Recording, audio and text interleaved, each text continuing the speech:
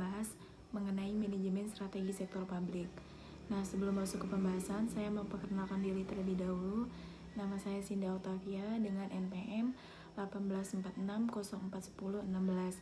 Saya dari jurusan Administrasi Publik Fakultas Ilmu Sosial dan Politik Universitas Lampung. Untuk yang pertama, saya akan membahas tentang pengertian manajemen strategi. Yang kedua, fungsi manajemen strategi. Yang ketiga, ruang lingkup manajemen strategi. Dan yang terakhir, fungsi manajemen strategi bagi sektor publik. Untuk mempersingkat waktu, mari kita masuk ke pembahasan yang pertama, yaitu pengertian manajemen strategi. Manajemen merupakan seni dan ilmu dalam merencanakan, mengorganisasi, melaksanakan, dan melakukan kontrol terhadap sumber daya perusahaan untuk mencapai tujuan perusahaan atau organisasi.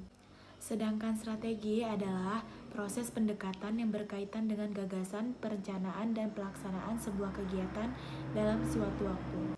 Dari penjelasan manajemen dan strategi tersebut, maka dapat disimpulkan manajemen strategi menurut David 2002 adalah seni dan ilmu untuk merumuskan, mengimplementasikan, dan mengevaluasi keputusan lintas fungsional yang membuat organisasi tersebut mampu mencapai tujuannya.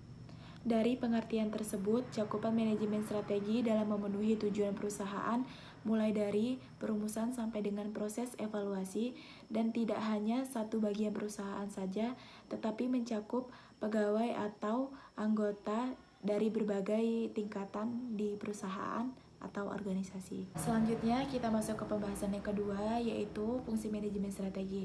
Nah, fungsi manajemen strategi itu sendiri menjadikan perusahaan menjadi lebih sistematis dalam menghadapi dinamika yang terjadi baik di luar maupun di dalam perusahaan.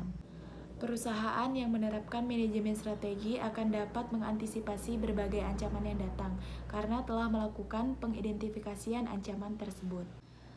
Untuk selanjutnya kita masuk ke pembahasan yang ketiga, yaitu ruang lingkup manajemen strategi.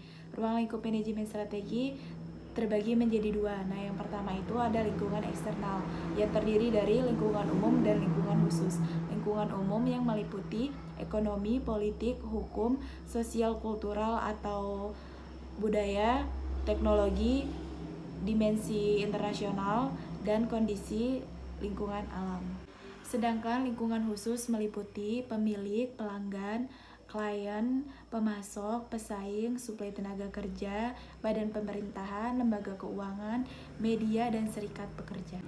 Yang kedua yaitu lingkungan internal meliputi manusia, fisik, finansial, sistem, nilai budaya, dan organisasi.